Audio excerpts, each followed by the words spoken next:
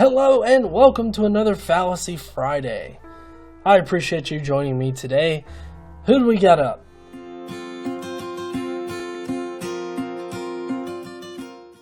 Oh God. Oh.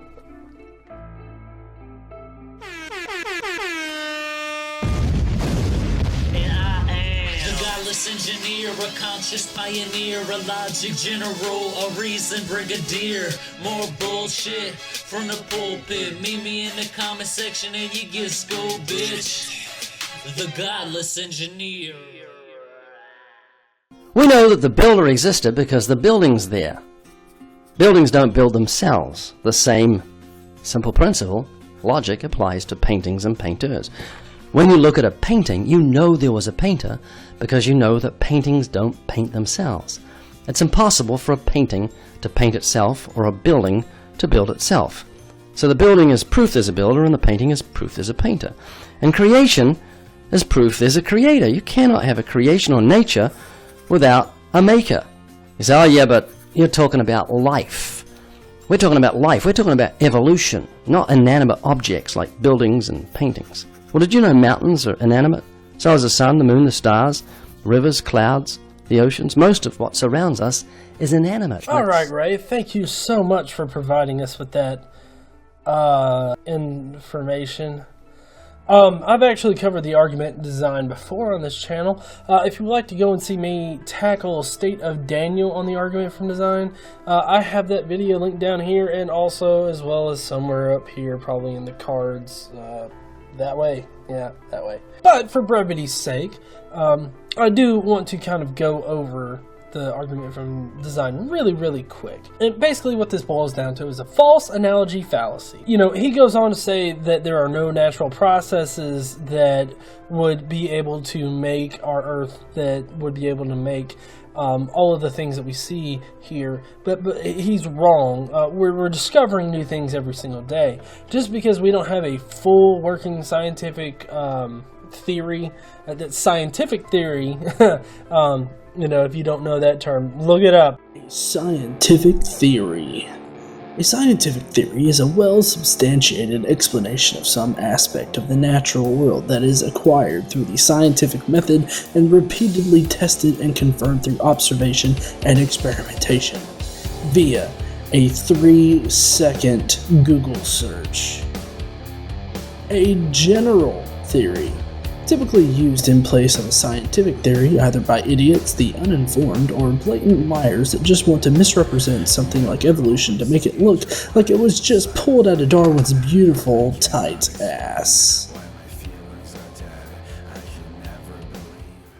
But just because we don't have all the facts in just yet as to, you know, what processes are needed to do certain specific things in order to make, you know, everything in our world, in the certain steps and everything, that doesn't mean that God had to be the one to do it, okay? And that's the false analogy that he's making. He's saying that because a painter needs, or because a painting needs a painter in order to make a painting, then therefore, you know, creation or Earth, the universe, the cosmos needs a designer. That's just that's simply wrong. That's bullshit. You can easily defeat this with a reduction to the absurd. Last time I gave the example of a galaxy fitting around my cock like a cock ring. Definitely check out that video now if you want to see how I got there. But you can see how you can use that kind of reasoning in order to reason some pretty ridiculous shit.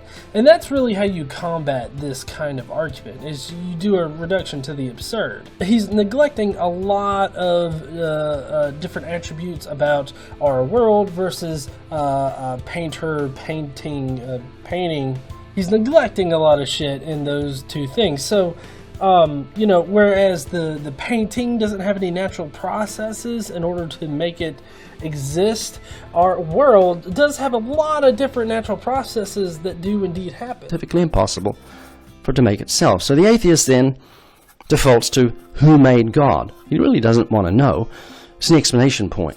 But he doesn't think there's an answer.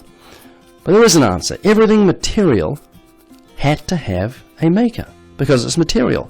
But the Bible says God is spirit. He's eternal. In fact, The Bible says God made time. Time is a dimension that we're subject to.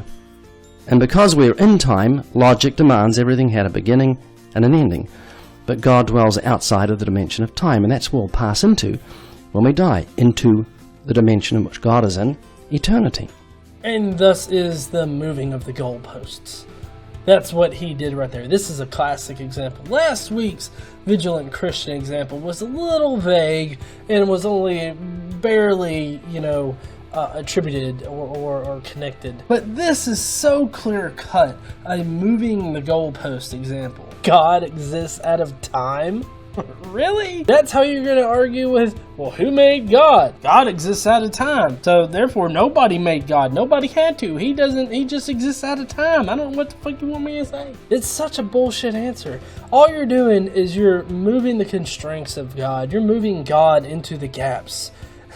God of the gaps. That's another great one. It's when you can't explain shit, but yet you just push him into the gaps where we don't know anything, and therefore God. But that's all Ray is doing at this point. He's moving the goalposts.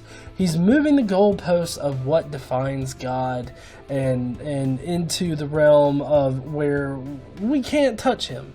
Because if you make God so fucking magical and spectacular, then what the fuck do you have? You have a fairy tale. I mean, he was a fairy tale before, but now, holy shit, he exists out of time. I'm pretty sure that he can pull a rock that he can't even lift out of his ass. Years ago, I interviewed a university professor at UCLA. He adamantly did not believe in the existence of the human soul. So I said to him, do you know the Bible uses the word soul? Really, Ray? That's your guy? He has legs for miles, and then he has a midsection that's about 2 centimeters long. Anyways, continue. Soul and the word life in a synonymous way? It means the same thing. The soul is the life according to the Bible. He then said, well, I believe in the soul then. Okay, this is just this is an ambiguity fallacy. I mean, you're speaking in circles here. I mean, you're redefining words. You're saying that life is equal to the soul, and so that therefore you're forcing the person that you're interviewing into saying that he believes in a soul when he probably really doesn't. Is what I gather.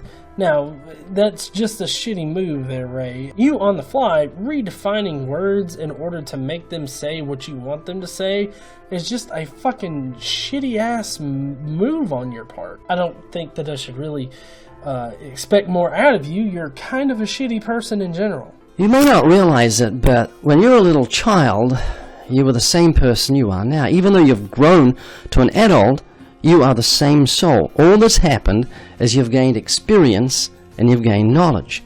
Your soul is the real you that looks out those little windows we call eyes. And that's what'll leave your body when you die. Someone wisely said the atheist can't find God for the same reason a thief can't find a policeman. They don't want to find God because if they admit he exists, they're admitting they're ultimately responsible to him. And that's not a pleasant thought. When we realize that God considers lust to be adultery, hatred to be murder, that he's seen our thought life, and every time we sin, we're storing up his wrath for the day of judgment. The scriptures say we love the darkness, we hate the light, neither will we come to the light, lest our deeds be exposed. And thus we end with a straw man. It seems like none of these videos can really get to the end of it without having a straw man or two in it, right? But Ray's straw man is very specific. He's saying that atheists don't want to find God because they hate God. And I mean, that's pretty much Ray Comfort's shtick nowadays. He says that as atheists, we hate God because we know God exists. That is another classic example of a straw man fallacy. And anybody that falls for it is just gullible. You can't hate something that you don't think exists. I feel the same way about unicorns as I do about God. I feel the same way about leprechauns as I do about God. Although I'm probably more apt to like the unicorns and the leprechauns a bit better because they don't advocate for the killing the senseless killing of every single person on Earth. Who you been talking to? We got a leprechaun on our street? You get his gold? But it's a straw man. There's no more to say about it. And you know, if you're new to this series, new to my channel, a straw man fallacy is when you set up something that is false or very vaguely true, but is not the current situation or not the argument of your opponent. You set it up as their main point so that you can easily knock it down and win the argument. Normally this is done by someone that is losing the argument, and that is exactly what Ray Comfort is doing. That's why his video here is so full of fucking fallacies that I had to just simply sit here, watch it, and stop the video, switch it over, and then comment with the fallacy. Thank you for joining me today. You'll go down below and look at all the Rational Wiki links. I have links to all the fallacies that I covered here: moving the goalposts, strawman fallacy, and the false analogy fallacy. So please go down below, look at those. Also, go to the link down below, look at Ray's video. Let me know what you think about his video, his arguments, and Ray Comfort in general. I would love to hear your thoughts on this man. Don't forget to join me next week for more fallacies.